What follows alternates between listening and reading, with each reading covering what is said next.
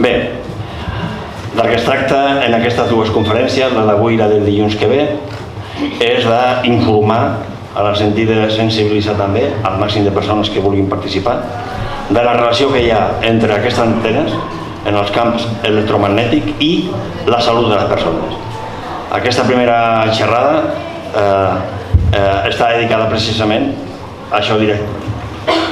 Tenim aquí el Josep Vilches, veí de Serraparera, enginyer, que ens explicarà aquests conceptes tan difícils a vegades d'entendre, almenys per mi, de què és el camp magnètic, electromagnètic, de què significa conceptualment l'evolució.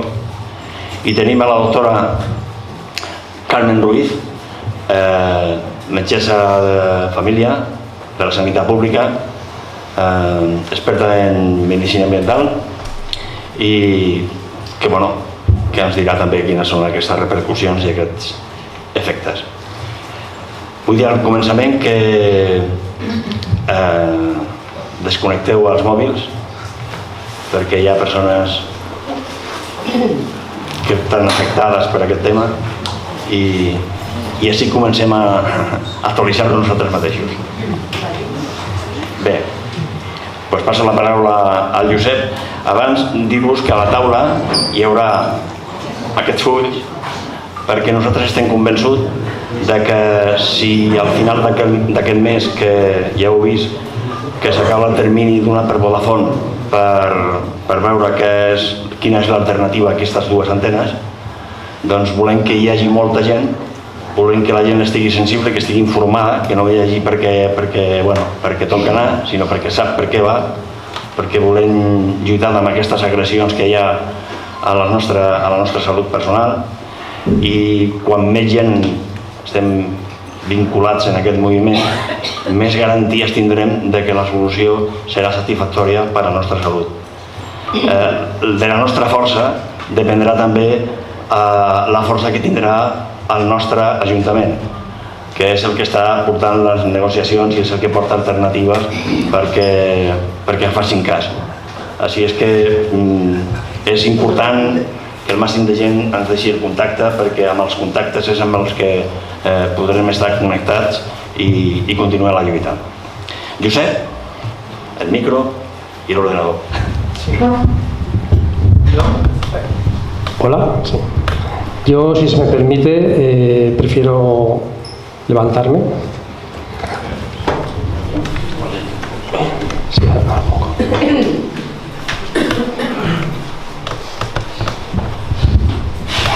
¿Estás por atrás? Sí. Vale.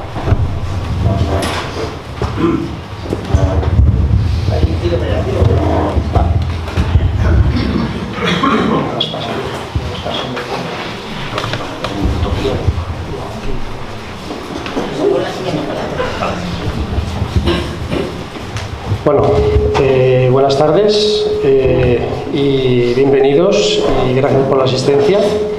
La verdad es que estoy sorprendidísimo porque sabía que había bastante aforo, pero se ha llenado, incluso hay gente de pie, que intentaré no extenderme mucho en el tema que voy a tratar.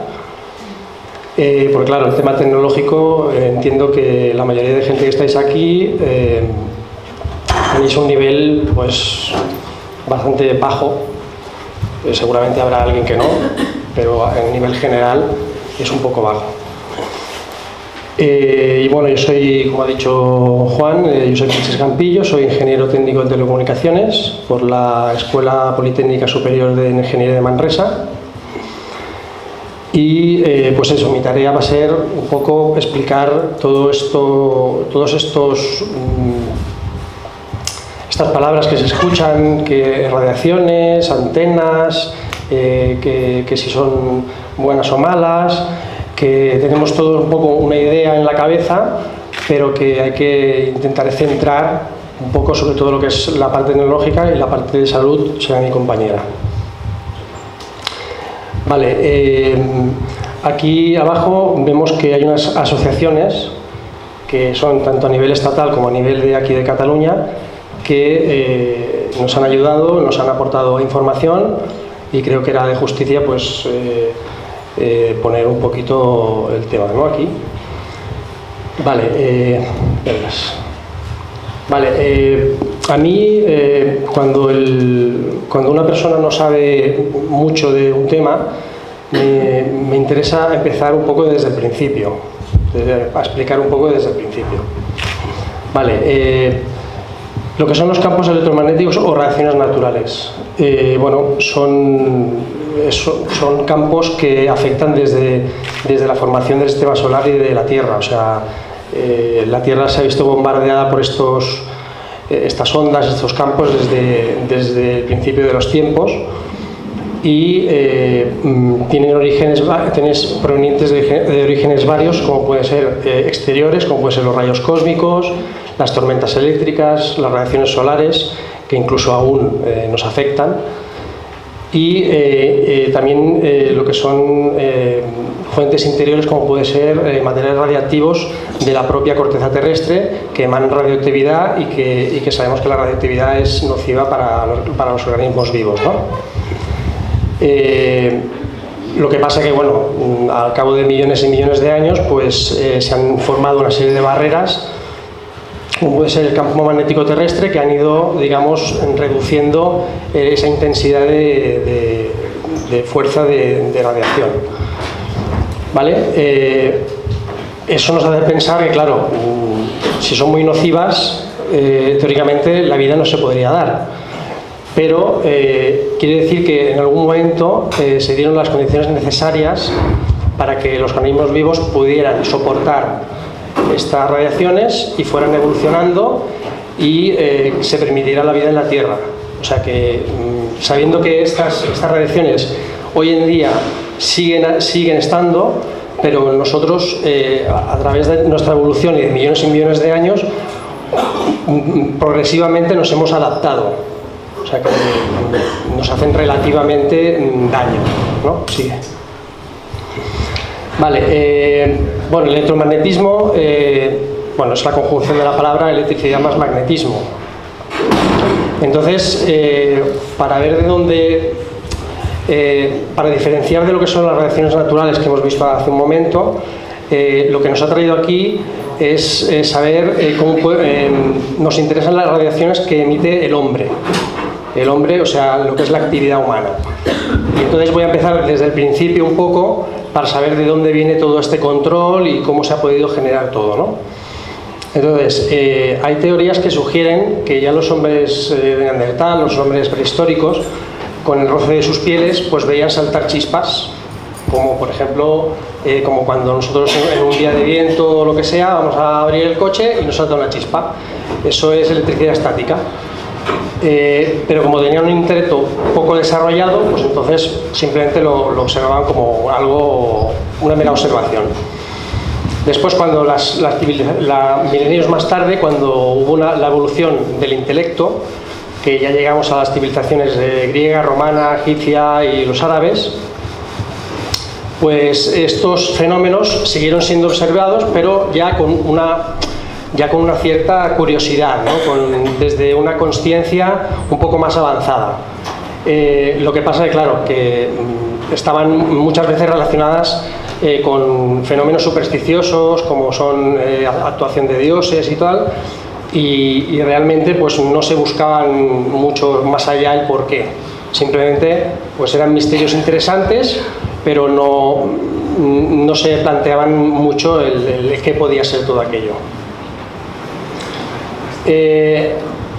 Eso sobre la electricidad, lo primero sobre la electricidad. Luego está el magnetismo, que por ejemplo en la antigua Grecia llamaba la atención lo que era una propiedad de un material que se daba en la región de Magnesia, que era una región de Grecia, ¿vale? Que ahora nosotros llamamos magnetita, que es un material que tiene la capacidad de atraer objetos de hierro. Bueno, era un misterio. Era curioso, pero bueno, ahí estaba, no sabían el porqué ni tampoco se lo planteaban demasiado.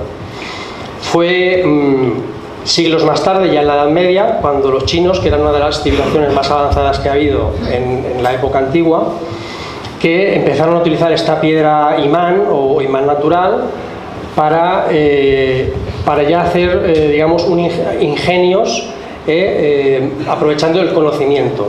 Y uno de los primeros ingenios pues, fue la brújula.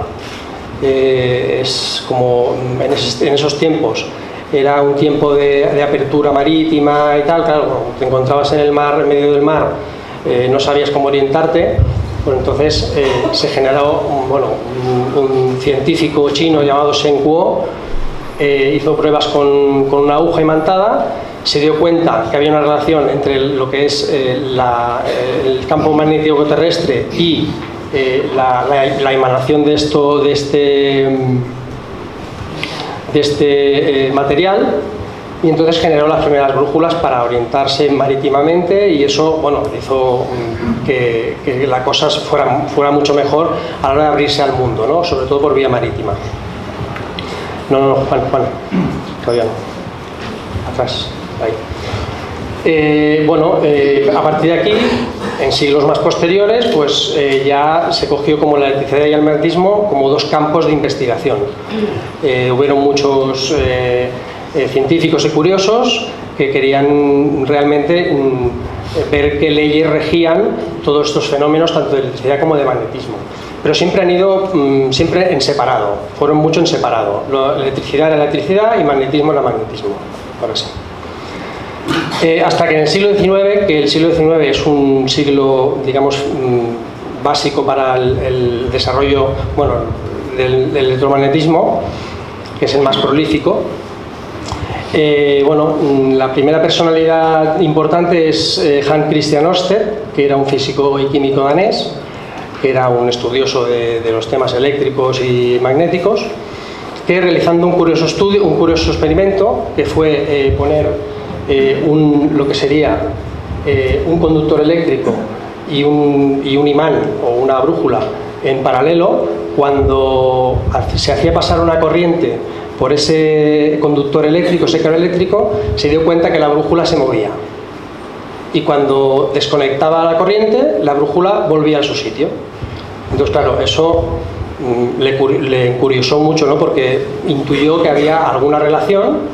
Lo que pasa que, simplemente lo dio a conocer a la comunidad científica, pero sin tampoco llegar mucho al por qué era. Simplemente que era curioso y intuyó esto.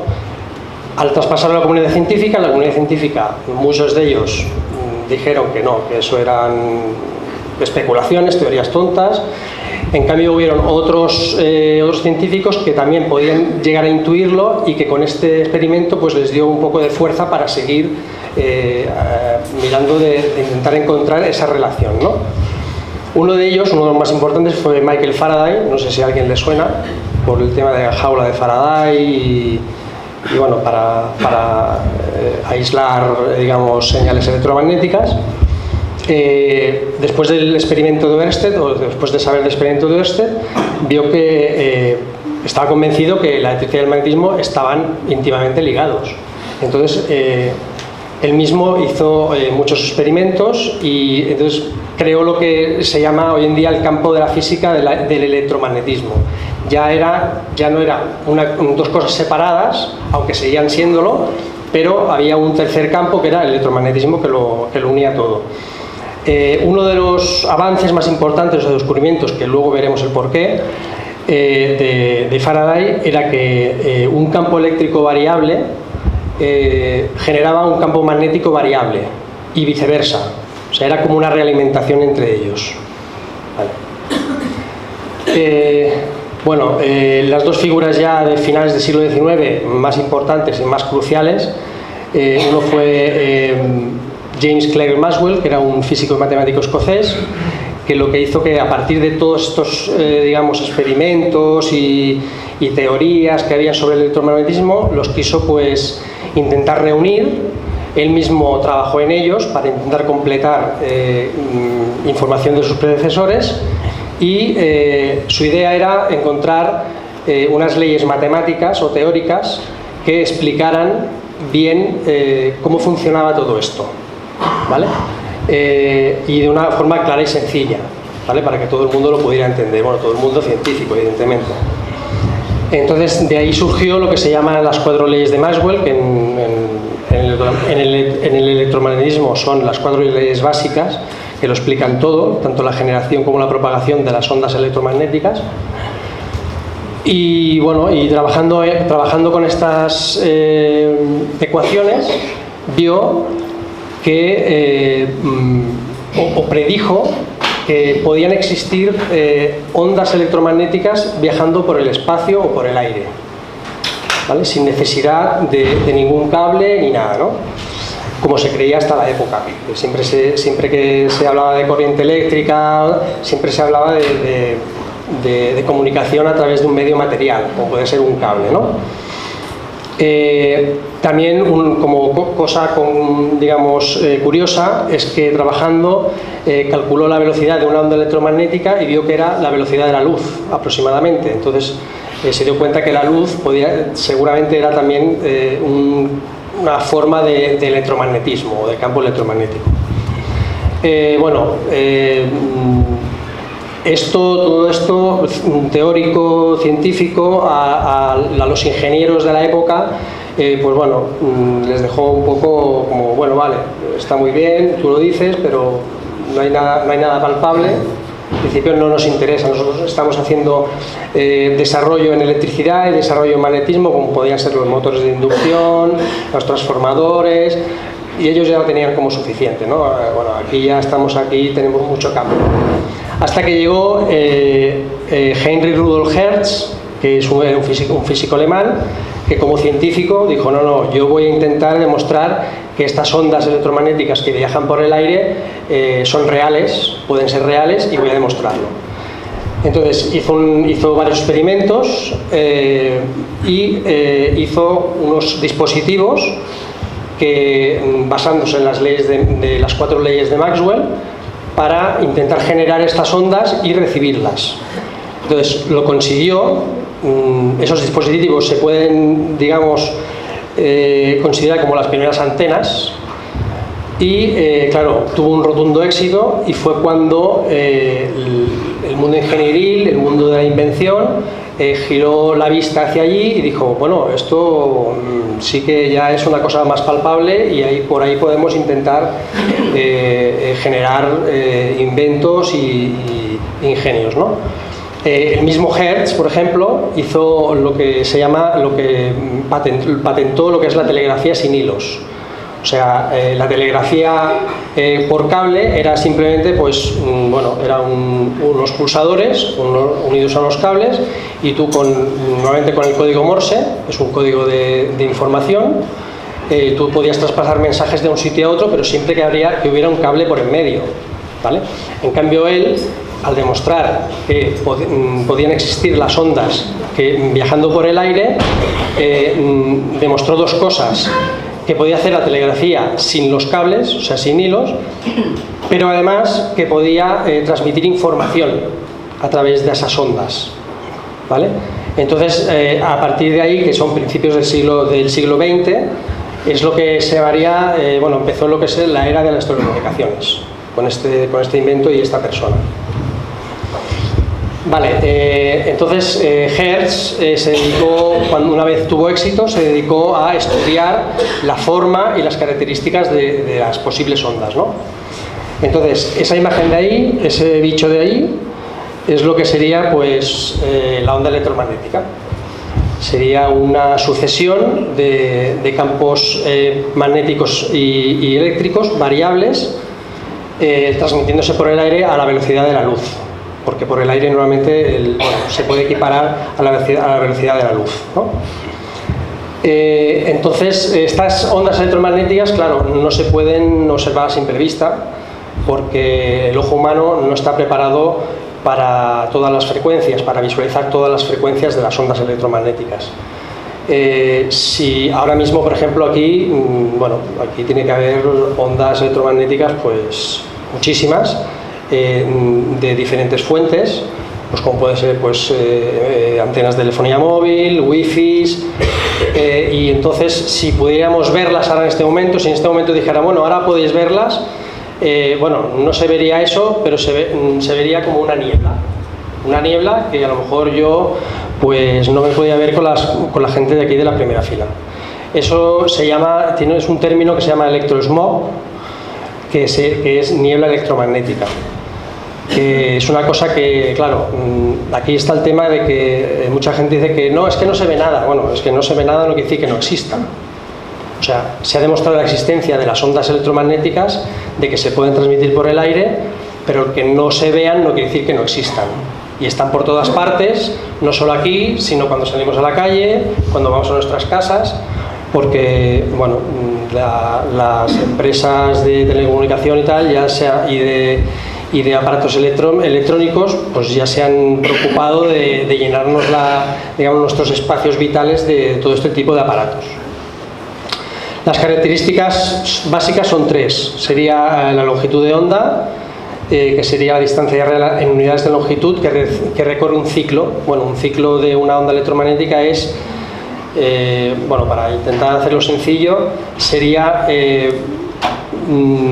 digamos, la distancia que hay entre el valor entre un valor del campo eléctrico y el siguiente valor igual de ese campo eléctrico a una distancia, ¿vale? Seguramente no se entenderá mucho, pero bueno, un ciclo es eso. Luego está la frecuencia, que eso sí que nos suena mucho, la frecuencia, que es que lo que hace es medir el número de repeticiones de cada ciclo por unidad de tiempo, normalmente cada segundo. ¿Vale? En un segundo pues hay digamos una repetición de ese ciclo de la onda electromagnética. Aquí, bueno, aquí podemos ver más o menos lo que estoy hablando, ¿no? O sea, esto sería una onda ya no en 3 dimensiones, serían 2 dimensiones. La longitud de onda digamos que sería la distancia entre el punto máximo y el siguiente punto máximo, ¿vale? Eso sería la longitud de onda. Luego la frecuencia sería, por ejemplo, si de aquí a aquí fuera un segundo, aquí vemos que hay 3 o 4 repeticiones y aquí vemos que hay más repeticiones. Quiere decir que la frecuencia es más alta, se repiten más veces en un segundo, ¿vale? Y luego la velocidad de movimiento, que ya le he dicho que es más o menos la velocidad de la luz. También vemos aquí que hay una relación entre lo que es la longitud de onda, la frecuencia y la energía que transporta, porque las ondas electromagnéticas transportan energía. Aquí vemos, por ejemplo, que en una longitud de onda más larga, o sea, que la distancia entre máximo y máximo es más larga, más alargada, la frecuencia es menor, se repite menos, y que la energía es menor también. Y si hablamos de frecuencias más altas o longitud de ondas más cortas, porque hay más repeticiones, la energía es mayor. ¿Vale? Bueno, entonces, si cogemos todas las radiaciones electromagnéticas existentes, de todas las fuentes existentes, telefonía móvil, wifi, incluso líneas eléctricas, de todo tipo de frecuencias, y las ordenamos o bien por longitud de onda o bien por frecuencia, obtenemos lo que es el espectro electromagnético. Aquí en esta imagen es bastante completo, porque no solo sale lo que sería la onda, sino te explican bastante gráficamente la relación entre lo que son las ondas electromagnéticas y la vida digamos, cotidiana, ¿no? A ver si me puedo poner por aquí, si me sale el cable. Vale. Bueno, aquí vemos el tema de la longitud de onda, lo que hemos hablado, y vemos la comparación con cosas cotidianas. Por ejemplo, en las longitudes de onda más largas, pues puedes ir, digamos que esa longitud puede ser incluso de un campo de fútbol. O sea, el máximo de un ciclo hasta el máximo del otro, digamos que puede ocupar todo un campo de fútbol. Puedes ver el máximo en una portería y ver el siguiente máximo en la otra portería. O sea que la onda tiene metros y metros. A medida que acortamos la longitud de onda o aumentamos la frecuencia, porque es a la inversa, vemos que, por ejemplo, ya las ondas que se utilizan, por ejemplo, para la telefonía móvil, ya tienen una medida de una pelota de tenis. O sea, la distancia entre los picos, entre los máximos, ya es una pelota de tenis. Hasta llegar hasta las longitudes de onda más cortas de todas y las frecuencias más altas, que incluso pues, pueden ser las longitudes de onda pueden ser del orden de las moléculas. O sea que ya prácticamente veríamos como una cosa continua, ¿no? Ya no veríamos ni las oscilaciones. Luego, referente a las fuentes de estas ondas electromagnéticas, lo que serían las frecuencias bajas, ¿vale? O las longitudes de onda largas, como las del campo de fútbol, para generarlas pues se necesitarían pues, torres o antenas, bueno, de la misma medida que la propia longitud. O sea, una torre, por ejemplo, de radio de amplitud modulada, la radio de toda la vida, pues puede medir, pues no sé, si estás puede medir metros y metros, ¿vale? Solo simplemente para generar esa onda para que nos llegue a nuestros receptores en casa o en los móviles o donde sea, ¿vale? A medida que vamos avanzando en el espectro electromagnético vemos que la frecuencia es más baja, ¿vale? Entramos en la zona de las microondas. Las microondas sí que nos debe sonar porque tenemos un aparato en casa que se llama microondas. También está el tema de los teléfonos móviles y las antenas de telefonía móvil. Vemos aquí que la frecuencia, o sea, la longitud de onda es más larga y se va acortando, así como la frecuencia. Aquí hay menos repeticiones y aquí hay muchas más repeticiones, para que se vea otra vez la relación entre frecuencia y longitud de onda. Las únicas ondas visibles, el único tramo visible de este espectro electromagnético sería el de la luz, porque es que si ya no tuviéramos ese tramo visible ya no veríamos nada. Entonces, claro, veamos que es un tramo muy pequeñito de lo que es el espectro electromagnético. Entonces, una última puntualización que quería hacer, que eso supongo que mi compañera luego ya también hablará, es lo de la radiación no ionizante y la radiación ionizante, que aquí es un poco donde está el kit de la cuestión. Parece ser que la radiación ionizante, que corresponde a las frecuencias más altas, es donde están, por ejemplo, los rayos X, que es lo que se utiliza para hacer las radiografías. Se sabe que la exposición a los rayos X puede dañar fácilmente el cuerpo, ¿no? Las moléculas del cuerpo las puede dañar, las puede romper y puede generar pues, cánceres, y si hay una exposición muy, muy elevada y muy larga, ¿no? Por eso las radiografías intentan que sean lo más cortas posible, ¿no? Eso se sabe, se está de acuerdo todo el mundo, todo el planeta, estamos de acuerdo que esas radiaciones son nocivas. Pero luego estamos el tramo de radiación no ionizante, que son las frecuencias más bajas, donde entraría la telefonía móvil, la radio, el propio microondas, e incluso algunas frecuencias de la luz, por ejemplo, como pueden ser los rayos infrarrojos, los rayos UVA, que también nos suenan mucho, ¿vale? Que sabemos que si no nos ponemos protección nos pueden hacer daño en la piel, ¿vale? Esa es la radiación no ionizante. Esta es la que se dice que no afecta al cuerpo. Por eso se dice que el teléfono móvil y el microondas, no, eso, la radio, todo eso no nos hace nada. Eso no hace nada, porque es una radiación no ionizante, no tiene suficiente energía como para romper moléculas y tal, entre comillas, como podrían hacer los rayos X. Por eso ahí está el kit de la cuestión, ¿no? Bueno, un poco repasado esto. Aquí vemos que ya hay un total control de lo que es las radiaciones electromagnéticas, las ondas electromagnéticas, los campos. El humano ya sabe, bueno, el humano que está dedicado a ello ya sabe cómo va todo. Por lo tanto, pues ahí vemos que al principio veíamos los campos electromagnéticos naturales, y ahora hablamos de los artificiales, es decir, los generados con la intervención humana. Acordemos, es así y existen así, ¿no? Pero nosotros hemos creado campos electromagnéticos artificiales generando todo tipo pues, de aparatos, ¿vale? Que ya he comentado que tanto están aquí como en nuestro hogar, como en la calle, y hemos llenado un poco todo nuestro entorno de frecuencias electromagnéticas. Y es como si fuera, se puede llamar que es como hemos creado como una tecnosfera. Estamos inmersos en una tecnosfera, todo lleno de ondas electromagnéticas que están en cualquier parte, ¿vale?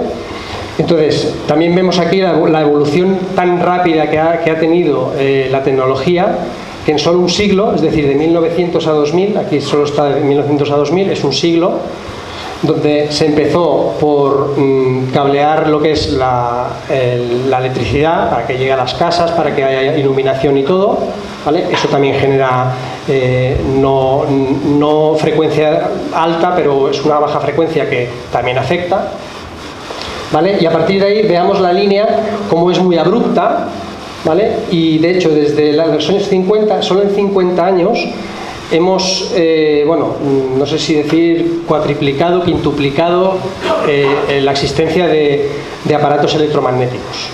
Entonces, claro, al principio hablábamos de las reacciones naturales, digamos, de la adaptación del organismo vivo durante millones y millones de años, ¿vale? Y estamos aquí todavía.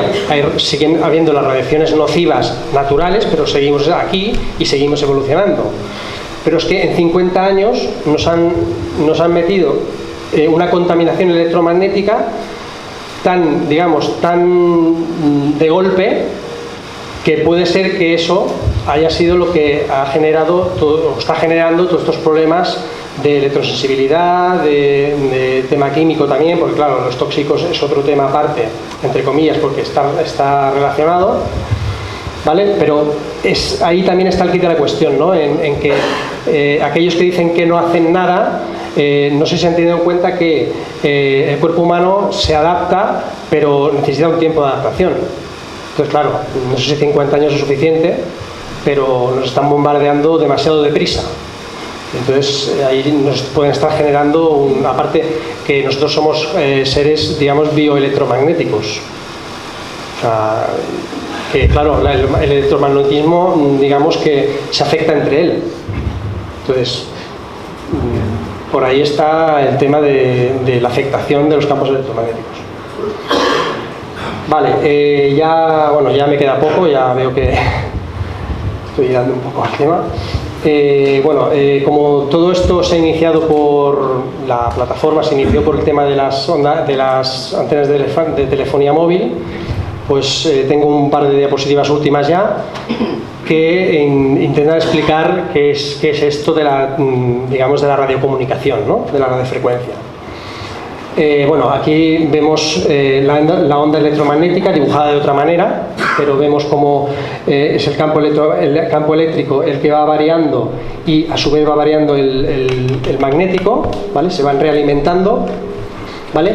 Y esto sería pues una antena de tipo dipolo, que digamos que lo que hace es la corriente va primero en un sentido, después en otro. Es como la corriente alterna de los enchufes, porque bueno, eso es otro tema, pero bueno, digamos que va girando cada X tiempo, sería una frecuencia, y entonces lo que hace es que aumente el campo eléctrico y disminuya, aumente y disminuya, aumente y disminuya.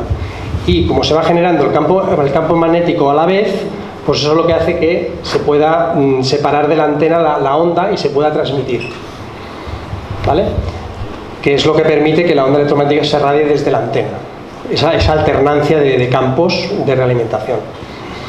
Vale, entonces, la radiocomunicación, que sería lo que es la telefonía móvil, por ejemplo, básicamente sería tenemos un transmisor, una electrónica transmisora, que envía una señal a una antena y esa señal viaja por el aire hasta que llega a una antena receptora y hay un receptor electrónico también que lo que hace es como descodificar la información.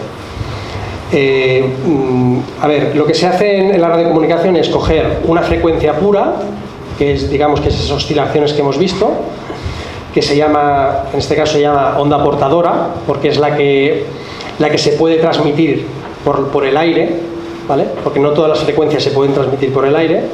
Hay una banda del espectro que se puede transmitir por el aire. Entonces lo que se hace es coger la información que se quiere transmitir, adherirla o sumarla a esa onda pura, ¿vale? Y eso permite que esa onda pura que viaja por el espacio lleve implícita una información.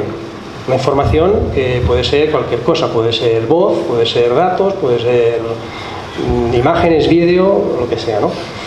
Entonces esa onda con información llega al receptor y el receptor lo que se encarga es de eliminar esa portadora, eliminar esa onda pura y filtrar o solo quedarse con la información que luego lo que se llama un transductor o un aparato que entienda esa información, pues en este caso puede ser pues un aparato de radio o un móvil, lo interpreta y entonces nos lo hace saber a nosotros. ¿Vale? Vale. Y ya por último, pues bueno, más el tema de la telefonía móvil, bueno, es básicamente pues eso, la comunicación entre terminales que no están conectados por cable. Se realiza a través de una red de comunicación y la información se realiza pues por el aire, como he dicho, ¿no? Cogiendo una portadora y metiéndole ahí la información. Entonces, la red de comunicación estaría pues compuesta por un conjunto de equipos electrónicos y un software, que son programas informáticos, que controlan los canales de comunicación y se encargan de enviar, se encarga de conmutar o enviar la información a través de las antenas. Aquí vemos un gráfico, que es una chica, está intentando hablar con un chico por teléfono móvil. Entonces lo que hace es, digamos que ponerse en contacto con una antena, una de las antenas más próximas, que se llama estaciones base.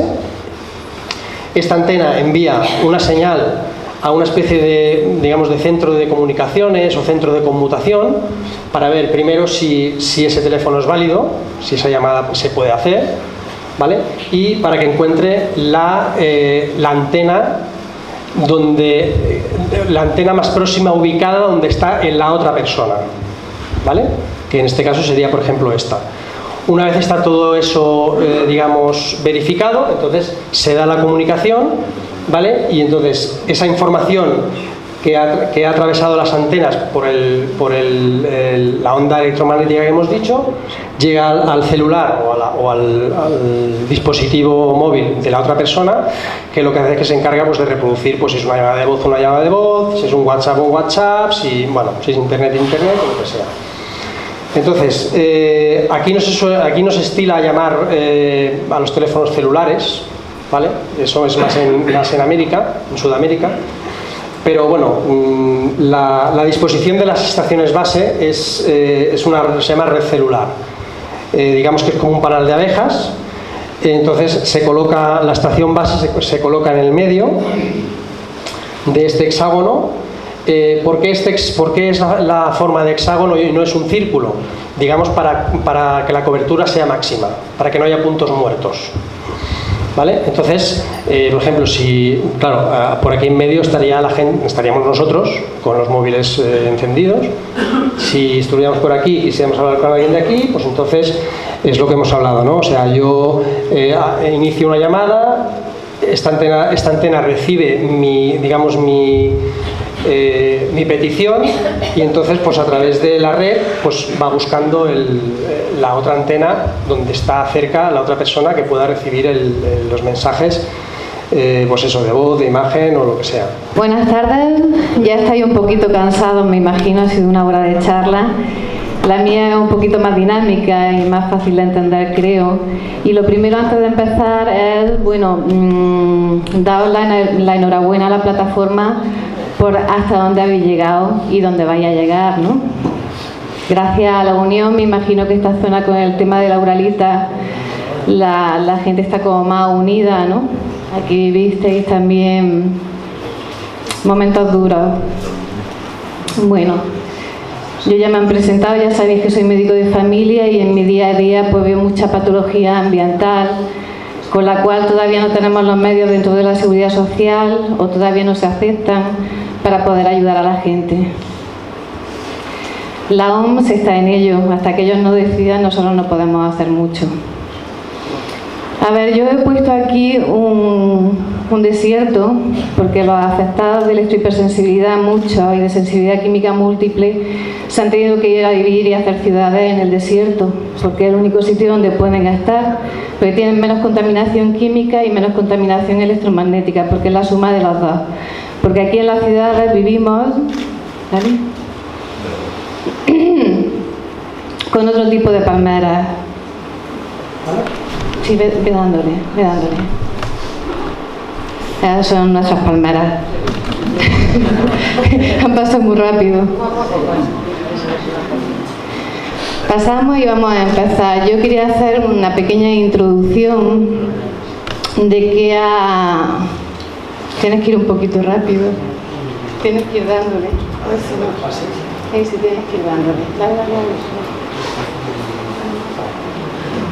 Tienes que ir dándole. El impacto de la actividad humana. Nuestra comodidad ha generado desde el año 1965, como todos sabéis, muchos compuestos químicos, más de 4 millones. En el uso actual hay unos 100.000 y cada año aparecen 6.000 nuevos. Testados solo hay un pequeño porcentaje, un 10%, y solo para temas de cáncer y temas de afectación de feto, teratogénico, que decimos nosotros. El resto endocrino, neurológico y efectos metabólicos no hay ningún estudio que se precie de hacerlo, porque si no, no tendríamos ningún químico para facilitar nuestra vida. Hay un gran porcentaje de compuestos orgánicos no biodegradables, o sea, lo que no puede limpiar la tierra. Nosotros somos como una tierra en pequeñito, igual que cada una de nuestras células, y lo que la tierra no puede limpiar, nuestro cuerpo tampoco puede limpiarlo por dentro y se va acumulando. Algunos se han ido retirando lentamente, sobre todo estos compuestos orgánicos persistentes, pero surgen otras moléculas más rápido y casi más agresivas.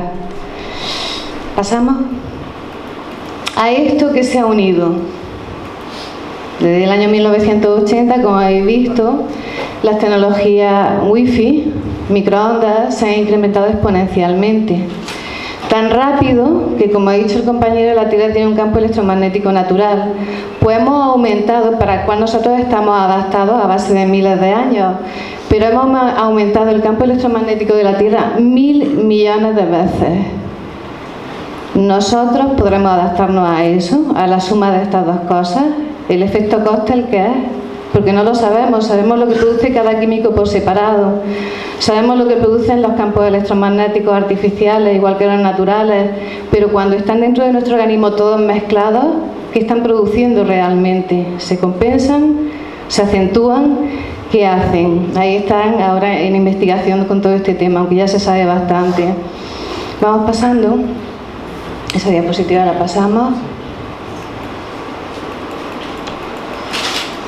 ¿La enfermedad qué es? Pues nosotros somos este tonelito, ¿vale? Y tenemos una capacidad de limpieza diaria.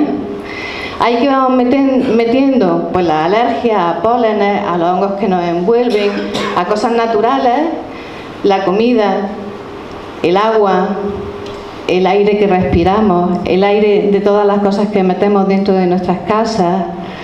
Y lo que hoy más nos ocupa hoy son los campos electromagnéticos, ¿vale? Aquí están las radiaciones naturales. Igual que de todo, hay cosas naturales que nos hacen daño, a las cuales nos hemos ido adaptando, pero a eso le hemos unido un montón de cosas artificiales. O sea, nosotros, mi hijo no come como comía yo cuando era pequeña, en pleno proceso de desarrollo, y mis abuelos comían muy diferente y respiraban diferente. Entonces aquí el problema, seguimos picando, lo tenemos sobre todo el estrés, uno de los factores también contaminantes importantes, porque el cuerpo cuando estamos estresados genera un montón de sustancias químicas que luego hay que limpiar y que también pueden desbordar ese tonel. Pero también tenemos unas defensas. Esas defensas arrancan de nuestro aparato digestivo, de nuestra flora intestinal, ese es nuestro sistema inmune, junto con un montón de enzimas que van limpiando y limpiando, son como nuestros jabones diarios. El problema lo tenemos con los niños y las embarazadas, que son los más vulnerables. Todo esto se sabe desde 1940, lo que es la enfermedad, que es eso. Nosotros somos una total relación con nuestro entorno, no somos nada más. Depende de cómo reaccionamos con el entorno, así estaremos de salud. Esto ya el Instituto Internacional del Cáncer en el año 2005 le pone nombre y dice que estos son los exposomas y empiezan a estudiarlos. Lo que la medicina ambiental sabía unos 60 años antes, ellos ya le ponen un nombre y empiezan a hacer estudios más estadísticos. Y la Unión Europea ahora ha puesto en marcha en el año 2012, todavía no hay muchos resultados, un montón de estudios y un arsenal de dinero que se está dedicando a eso, en cosas que ya se saben, pero que la OMS necesita más estudios todavía. Pasamos. ¿Qué repercusión sanitaria tiene toda esa mezcla de cosas? Pues hay 1 millón de artículos que relacionan casi todas las enfermedades con estas exposiciones.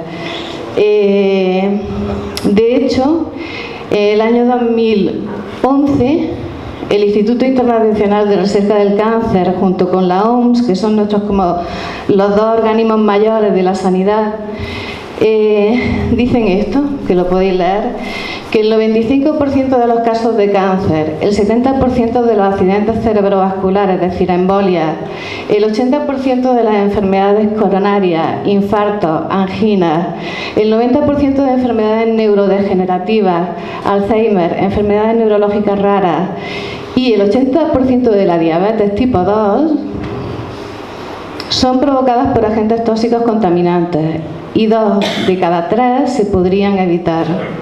Esto lo dicen los mayores organismos que tenemos con todos los estudios científicos en mano y con presiones por los comités científicos. La OMS prevé que para el año 2020 haya un aumento general del cáncer del 50%. Es decir, ¿qué está pasando? Pues tenemos una intoxicación crónica. Las intoxicaciones agudas son muy fáciles de detectar, pero las intoxicaciones crónicas, que cada individuo es diferente a lo que se está exponiendo, aunque haya una parte común, pero siempre hay un detonante que rompe el organismo, es lo que genera esta intoxicación crónica. Es una pandemia silenciosa que nadie ve, pero que está ahí y que los científicos lo saben, es su trabajo.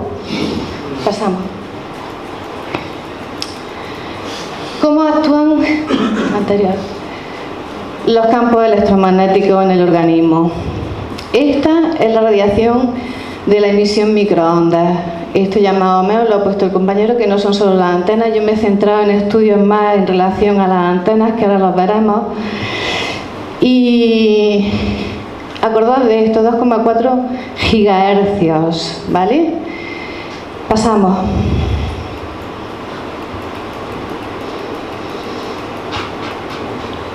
Las radiaciones estas se llaman microondas porque actúan como un microondas. No me lo pases todo, pásame una a una, se echa para atrás. Vale, otra para atrás. La similitud con un horno microondas, como están los niños en el colegio, como estamos en nuestras casas, como estamos en el trabajo. La frecuencia, 2,45 gigahercios, es como emiten las antenas 4G. Y la diferencia es que la intensidad wifi, esto está dentro de un habitáculo y ponemos una patata aquí por 6 minutos y se cuece, ¿verdad? Se calienta y se cuece como un horno. A nosotros nos calienta también, ¿eh? ¿No notáis cuando tenéis el móvil aquí que se calienta? Pues lo mismo, y nuestras células se estresan y se coagulan, igual que pasa con los alimentos porque tienen agua. La intensidad de wifi es un poquito más baja porque no está en un contenedor. El tipo de onda expulsada, que es lo que nos hace daño, y la exposición es todo el tiempo. Aquí son unos minutos y nosotros estamos todo el tiempo expuestos, incluida la noche, que ahora veremos lo que pasa por la noche. Pasamos. Para gente que lleva metales he puesto esta diapositiva, porque lo que nos hace más electrohipersensibles son los metales que llevamos en el cuerpo. La luz del sol se refleja en muchos sitios, ¿vale? El microondas lo absorbe el agua, la grasa, y se refleja en los metales. Entonces, la gente que lleva joyas, la gente que lleva amalgamas de plata, mercurio, la gente que lleva cosas metálicas o que trabaja con metales o ha trabajado con metales, gente de joyería, esos metales que hay en las membranas celulares hacen como de antenita y se calientan más y el impacto es mucho mayor. Seguimos. El problema de la onda, la siguiente aquí, una más. El problema de la onda es que, por ejemplo, si nosotros tenemos una luz continua, Nos adaptamos y vemos, llega un momento en el que nos molesta si estamos muchísimas horas delante de un foco, pero nos adaptamos. Si tenemos una luz intermitente, ¿qué pasa? Que nos volvemos locos. Pues con estas ondas pasa lo mismo. La célula no puede adaptarse, porque la célula es como una pila. ¿Pasamos? La célula es continuamente estimulación, desestimulación y muy rápida. Nuestras células son como pilas, igual que, o como un imán, como queráis, como la Tierra, como nosotros mismos que tenemos un campo electromagnético igual que el de la Tierra. Entonces nuestras células, para tener ese campo bien y conducir correctamente los estímulos del entorno sin exagerar, tienen que estar a menos 70 milivoltios. Acordaos de este menos 70, porque la legislación dice que el impacto, o sea, lo que no nos produce enfermedad es lo que está por debajo de 0,6. Justo a este nivel. Las células cancerígenas suelen estar a menos 20. Ya se positivizan. ¿Y qué hace que se positivice la membrana celular, la célula? La entrada de calcio. El calcio es positivo. Y nosotros somos calcáreos, como casi toda la Tierra, ¿no? Estamos hechos con calcio. Nuestros huesos, nuestras bombas funcionan, el músculo funciona con el calcio. Entonces, todos los químicos acaban dañando la entrada de calcio por unos receptores. Tenemos medidas de defensa para proteger esos receptores con los químicos. Pero ¿qué pasa con los campos electromagnéticos? Que atacan directamente al calcio, a la entrada de calcio a nivel celular. Y eso hace que la célula se quede positiva, sobreexcitada. Por eso hay una hipersensibilidad. Y con los químicos pasa lo mismo. Hay una hipersensibilidad química porque están sobreexcitadas, se excitan con más facilidad las membranas celulares. Esto no es una hipótesis. Esto ya está demostrado que es así.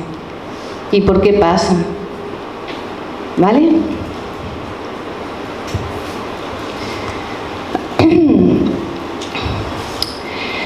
Las células, un poquito para atrás, las células se comportan como, tienen unos magnetosomas. Esta es la membrana donde se altera el calcio y tienen, pues eso, como imanes. Tienen como magnetita, de la que hablaba él, que hace que la célula esté como tiene que estar. Cuando entra calcio y pierde eso por los campos electromagnéticos, estos ya no se mueven bien, estos pequeños imanes, y empieza a haber como cuando hay una inflamación celular por una bacteria o por un virus, y el organismo da una reacción de alarma que llega al cerebro. Pasamos. Cuando el cerebro se estresa, empieza a estimular las suprarrenales, que es el urbasón, la cortisona, que ponemos cuando hay reacciones alérgicas. Esto sonará, ¿verdad? Cuando hay una reacción alérgica muy fuerte, vamos y nos pinchan urbasón, que es la cortisona. Es la misma glándula, o sea, es la misma hormona que se segrega en una situación de estrés para defendernos, ¿vale? Pues entonces se empieza a activar una reacción de estrés, como ya os digo, como cuando entra un químico, como cuando entra una bacteria o un virus, todas son situaciones de estrés orgánico. ¿Y qué pasa entonces? Todos estos neurotransmisores, alteraciones vegetativas, y el cuerpo se adapta o no se adapta. Mientras que se adapte, tenemos más o menos salud. Cuando no se adapta, viene la enfermedad.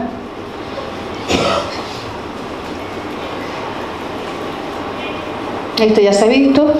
Estas son las antenas que emiten en 2G y 3G, y una antena que emite en 4G. Yo no sé si, yo de conocimiento, yo lo que leo por ahí nada más, ¿vale? Una antena de 2G, 3G son 1800 MHz, 1,8 GHz, y tiene este campo de acción, o sea, está difuminado y es menos intensa. En cambio, cuando llegamos al 4G, que es para descargarnos rápidamente las peliculitas, ¿qué pasa? Pues fijaos la diferencia, quema. Esto quema el que tiene al lado, porque es casi el doble, 2600. Son 1 gigahercio más. Es como ir en un trenecito o ir en el AVE. Aquí nos podemos estrellar, ¿verdad? Se puede salir de las vías. Aquí también, pero de otra manera. El impacto es menor. Seguimos. Aquí están las recomendaciones de las antiguas antenas de 900 MHz o 9 GHz, voltios metro o microvoltios por centímetro cuadrado, las antenas 2G, 3G y las antenas 4G, ¿vale? Los tres bloques. ¿Qué permiten? Aquí está lo que permiten diferentes países y las recomendaciones. ¿Os acordáis de los 7? De los 70 milivoltios de la célula tirando a 0,1. Vamos, ponme la siguiente. O sea, si respetásemos las cosas, a lo mejor no nos harían tanto daño. Salzburgo, en Alemania, en el año 2000, dijo que era seguro en el aire exterior máximo 0,6 voltios por metro y en interior 0,1. El grupo del Comité Científico, que es Bioiniciativa Report del 2007, dice lo mismo. Y el Consejo Europeo del 2011, ya no estamos hablando de científicos, sino quien ordena todos los estudios científicos, dice más o menos lo mismo. España tiene el máximo legal en 61, ¿vale? Cataluña un poquito menos, a 27, y Castilla-La Mancha es la única que sigue un poco la normativa del 2011 de Europa, que ya se ha llamado varias veces la atención a España desde Europa desde el año 2011 y no hacemos caso, ¿vale? Hay efectos constatados, no tiene por qué ser un cáncer, hay otros muchos efectos metabólicos a nivel de 0,04 para gente más sensible o que tenga otros químicos en el entorno. ¿Qué efectos producen? Calientan. ¿Cómo se defiende el cuerpo para ese calentamiento? Sudando, para no quemarse, aumentando el ritmo cardíaco y aumentando la respiración, igual que cuando corremos, ¿no? No térmicos, son cosas ya más profundas a nivel orgánico, ¿vale? ADN, mitocondrias, enzimas. Entonces ¿desde cuándo se empieza a ver lo que es el efecto, la enfermedad del microondas que denominaron los rusos? En un sitio donde pusieron los rusos un radar, vieron que la gente se enfermaba y dijo, algo pasa aquí. A los 6 meses la gente ya no podía estar dentro del edificio.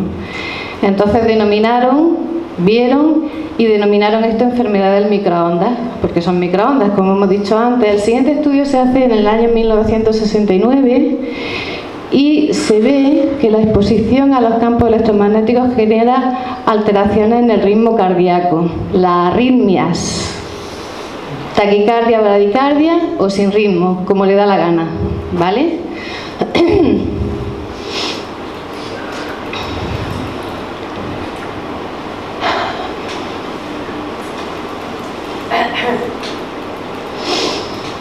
Después un alemán vio que pasaba lo mismo en una dependencia de bomberos donde habían colocado una antena de telefonía. Y entonces la gente pues se enfermaba, tenía confusión, pérdida de memoria a corto plazo, dolor de cabeza, el tiempo de reacción era como más lento, la mente estaba siempre como con una niebla, como cuando estamos con sensación de borrachera, inestabilidad, infertilidad, temblor, sensación de vibración en los dedos, irritabilidad, ansiedad, depresión. Y entonces dice, uy, pero si son los mismos síntomas que tienen los enfermos de sensibilidad química, voy a hacerle un SPECT. Un SPECT es como un TAC, pero el TAC mide estructura, aquí mide qué áreas cerebrales se estimulan y eran las mismas que los enfermos de sensibilidad química múltiple. A partir de ahí, y otros estudios como este, en el año 2011, cuando Europa ya se dictamina, la OMS y el Instituto Internacional de Recerca del Cáncer dice que los campos electromagnéticos artificiales son posibles carcinogénicos para humanos y otros seres orgánicos como nosotros, animales, plantas, todo se afecta, no solo nosotros.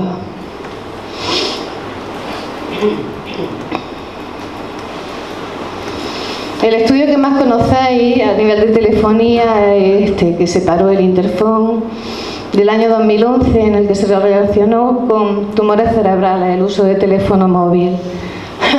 El glioma, que es muy agresivo, igual el meningioma un poquito menos, pero el glioma no tenemos, casi nadie se escapa de un glioma hoy en día.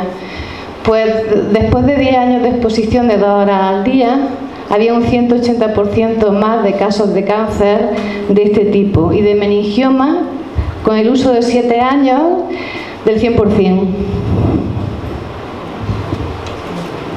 Por eso se paró. Anterior.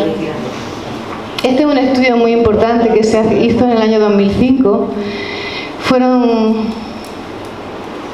Costó muchísimo dinero porque había unos ratoncitos que se exponían y otros que no se exponían, y controlando todos los otros químicos del ambiente.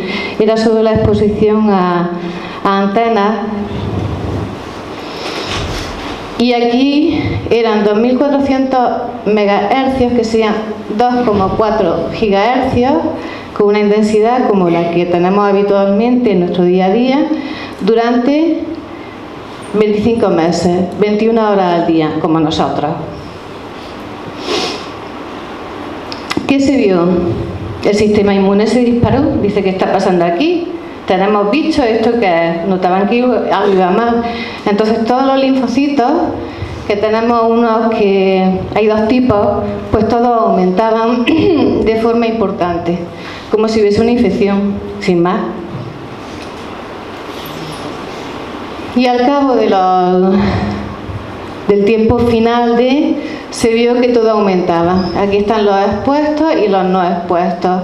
Se miraron casi todos los tipos de cáncer. Los que más se afectaba era la glándula suprarrenal, la que segrega nuestras hormonas de defensa, y la sangre, porque está hiperestimulado el sistema inmune, entre otros. El porcentaje de aumento fue en cánceres benignos, se veía un 16% menos, no mucho.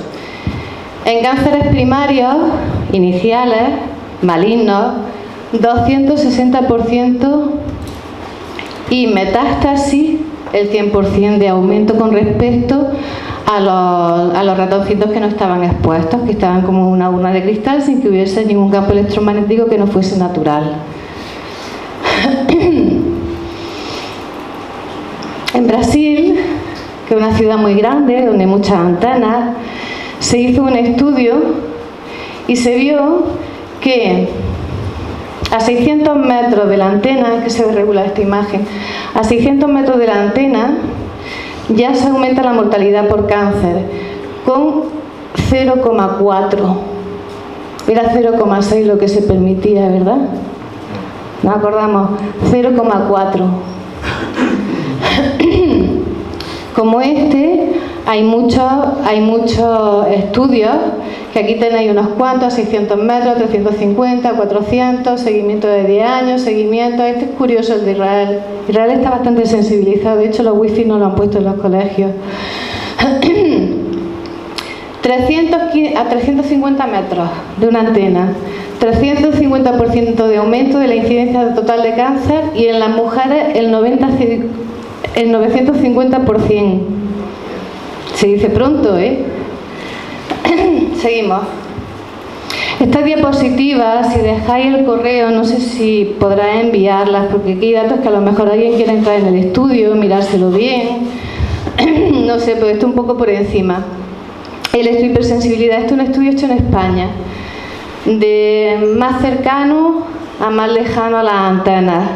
¿Qué aparece? Fatiga, desorden en el sueño, dolor de cabeza, sensación de incomodidad, dificultad para la concentración, depresión, pérdida de memoria, alteraciones visuales, mosquitas volantes, irritabilidad, dermatitis, dermografismo, de esto de que te toca y se queda la marca.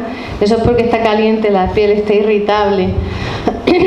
Afectaciones cardiovasculares, mareo, vértigo, Esos síntomas son del espectro hipersensibilidad y tenemos que aprender a escuchar nuestro cuerpo. A veces cuando estamos con un teléfono notamos que se nos duermen los deditos. Eso es que nos está afectando, hay que retirarse. Como los niños tenemos que volver a escuchar nuestro cuerpo porque nuestro cuerpo nos avisa y cuando nos retiramos del foco, sea químico, sea un campo electromagnético, mejoran los síntomas. Todos somos electrosensibles porque todos somos imanes o pilas, todos somos un campo electromagnético, afectado por campos electromagnéticos. El estudio que viene lo he puesto porque esta es la bomba. Pero los otros ya están muy vistos, los del cáncer y los de la hipersensibilidad, pero este es muy bueno. Nuestro cuerpo está regido por las hormonas. Las hormonas son como las batutas que dicen al sistema neurológico y al sistema inmune lo que tiene que hacer, porque los tres actúan conjuntamente. Pues este estudio está el eje de las 7 hormonas básicas del cuerpo. Está el hipotálamo, está la pituitaria, la suprarrenal y el tiroides. El tiroides todo el mundo lo conoce, ¿verdad?